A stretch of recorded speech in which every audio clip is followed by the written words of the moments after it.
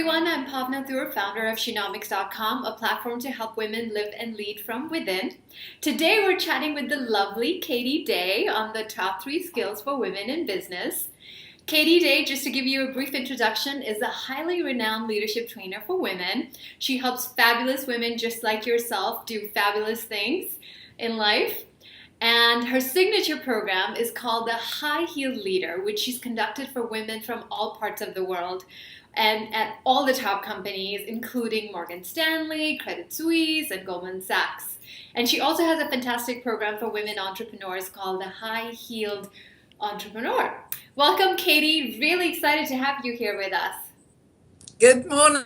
Well, it's not there, but it is here in England, and it's a joy to be speaking with you, Bhavna. Excellent. So I had the privilege of attending Katie's workshop on the top 10 skills for women in business at the We Connect conference here in Bangalore. And all of us were just blown away by that workshop. It was just so useful. And I think I decided right then and there, I have to get Katie, I have to interview her because the information she shared with us was just too valuable not to be shared more widely. So today we don't have time to go through all top 10 skills, but Katie's been kind enough to offer sharing the top 3 skills. So let's dig right into those top 3 skills. So the first one, which I personally think is enormously important and something I feel very passionately about as well, is know your values. So Katie, tell us more about that. What I've witnessed over the years I've been working with women, which is about 26 years now, which is a bit scary, is that I've noticed that if we don't live in alignment with our values, it causes a huge amount of personal stress. And this comes from a personal experience. When I was working for one particular organization in the mid to late 1990s, it was an organization that didn't fit my values. It wasn't congruent with my personal values. And I didn't realize that when I was in it. So what I did is that I adjusted who I was to fit the organizational structure. And I didn't realize until I left just how much pain I was in. So sometimes we don't realize how much something's hurting until the pain stops. And I realized the amount of stress that was causing me. And I made the decision then that whatever I did in the future, whether I was employed or running my own business, everything that I did and every decision I made had to be congruent to my personal values. Because, I mean, there's a wonderful phrase, first unto yourself be true. And whatever your spiritual beliefs, that is a really, really strong message that we all have to live by. First unto ourselves be true. Because if we live in alignment with our own personal values, people are always getting the best of us. And the people need to get the best of us. They deserve to get the best of us.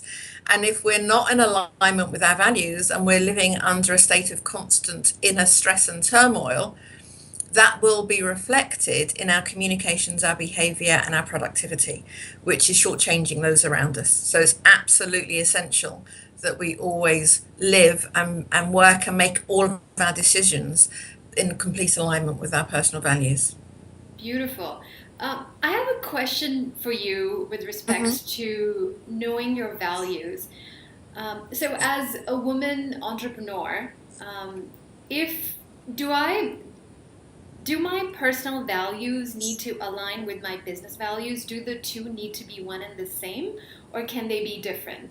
So for instance, I may have a personal value of creating a lot of fun and adventure in my life. That may be one of my top 3 values. Do I need to bring that into my business as well in order to be successful, or can I have 3 different values?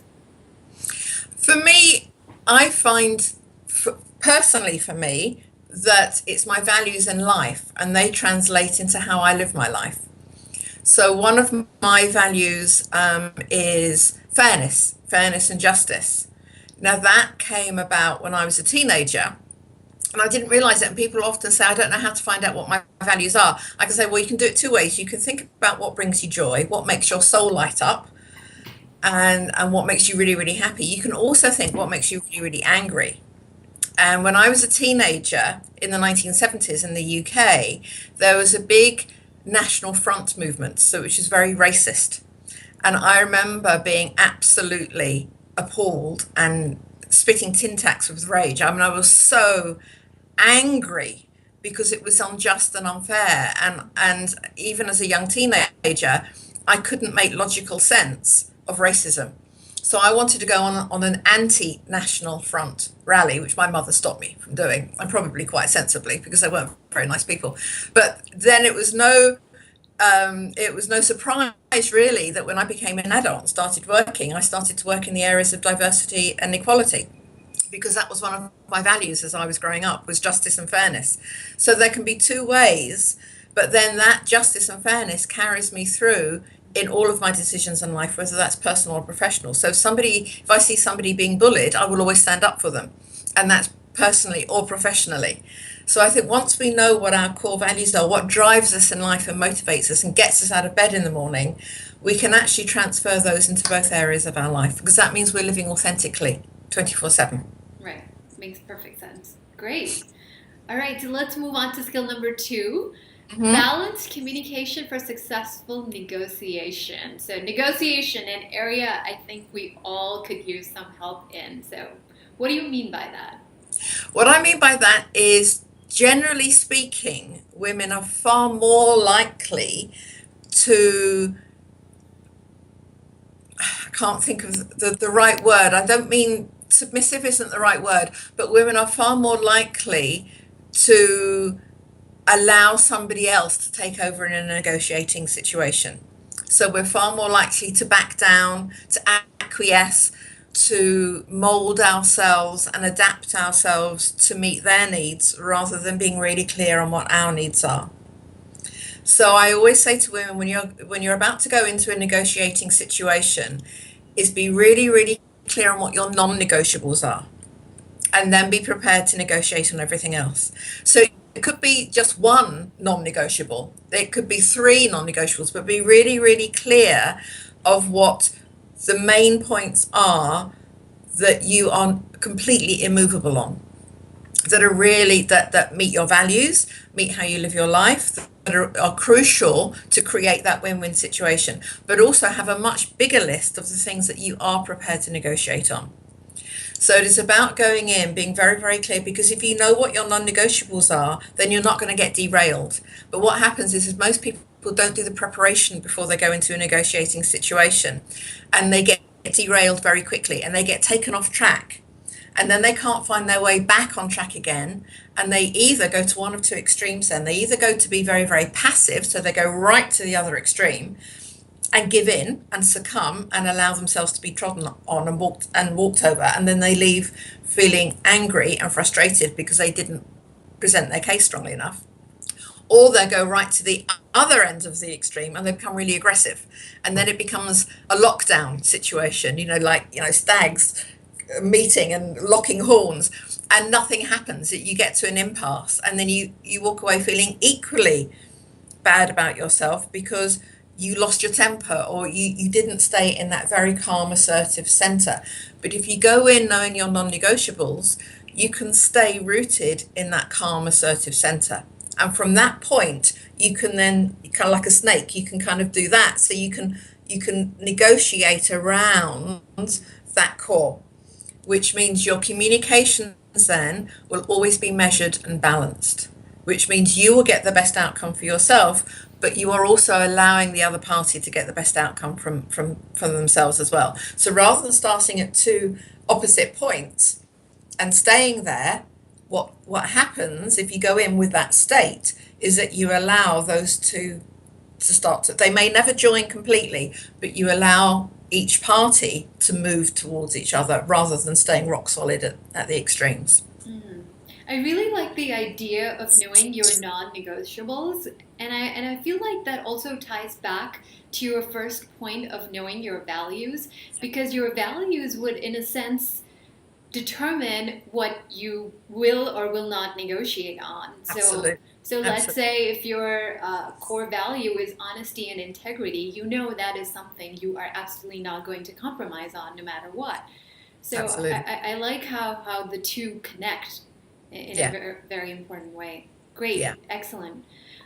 Let's move on to skill number 3. Work smart. Understand your qualities. Talk to us about that. Yeah, what happens when I ask a question for women? It's an exercise I take them through on the High Heeled Entrepreneur program. Is I ask them to list their strengths, and then I ask them to list their weaknesses in a quadrant. And what I find is that when they get to the strengths bit, most women are sitting there just looking at this box that's empty, and they can't quite come up with the strengths. And then they go down to the weakness ones, and they fill it up, and there's not enough room. So then I go back and I will challenge them and say, actually, there are no such things as weaknesses. All they are qualities that are temporarily out of balance. So look at what you've written in your weakness box, and then opposite, next to it, identify the quality that is underpinning that weakness, and then see, are you overdoing or underdoing that quality? Because there are no such things as weaknesses. But women tend to think, oh, I'm not very good at that, or I can't do that, or I better not go for that contract because so and so is better than me, or I better not put myself up for that promotion because my colleague's better than me, or when it comes to the appraisal, I'll wait to be discovered. I won't say how good I am and what my achievements are. So we will, if there's a job description or a contract going for, you're up against another company going for a contract, and you're looking down a list of what they're looking for. Generally speaking, a woman will look down that list, see one thing she can't do, and think I better not go for it. A man will look down the same list, see one thing he can do, think job's mine.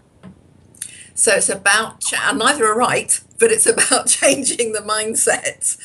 So rather than think I'm not good at, I can't, I'm going to wait to be found out, look at what you've put as your weakness and think, okay, what is the quality that's underpinning it? And am I overdoing it or underdoing it?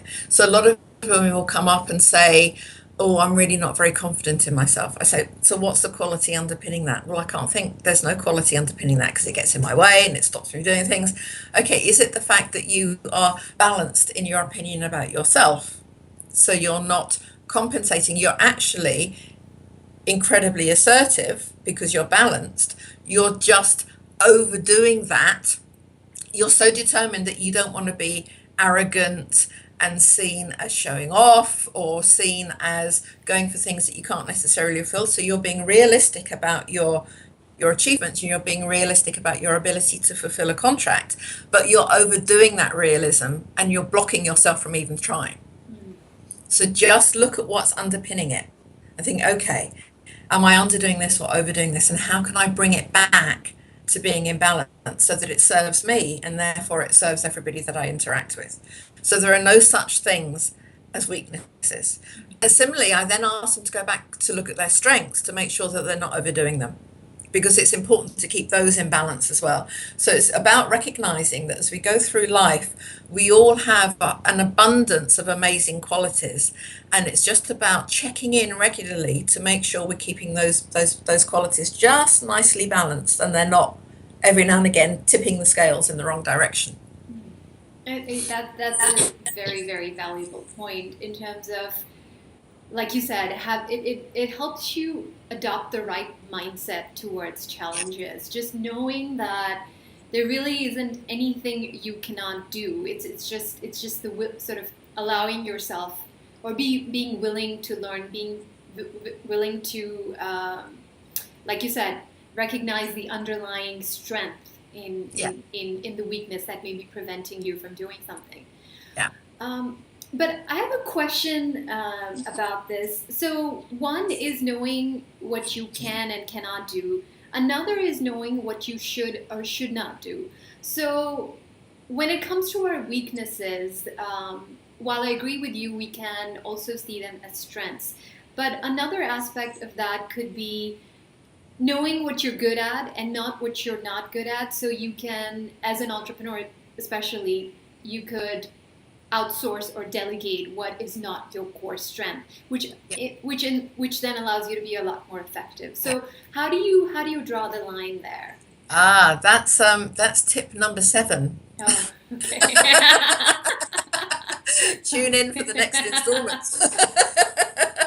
That's right. About how our brain thinks. Okay. So the brain thinks in 4 quadrants, 4 quarters. So it's recognizing what your dominant thinking and behavior style is, and that will then show you what you are naturally when you're in flow. When we're working and everything just flows because it's something that comes really easily to us and brings us joy, and then where we might have a block and where it's a challenge. So going through that exercise will then show all entrepreneurs that when they're in flow and how they maximize their own time and what parts of their business they need to farm out to other people. Yeah. Great. Makes That's sense. another conversation. Yes. All right. Great. Well, for everyone watching, if you're interested in learning more about Katie's programs, we'll put a link right underneath this video. Katie has 2 very exciting programs coming up in April in Bangalore, India. I'm sure Katie would love to have you there, so do check it out and see if it's a good fit for you. Katie, do you want to tell us briefly what you'd be covering in those programs? Yep, I'm running the High Heeled Leader, which is predominantly aimed at women who are employed, who may already be in a leadership position or aspire to be in a leadership position. And it's a 5-day program, and that's running Thursday, Friday, Monday, Tuesday, Wednesday in April, from the 9th to the 15th of April. And what I will be covering the first 2 days, the Thursday and Friday, are very much looking at the woman as who she is as a woman, not what her job title is.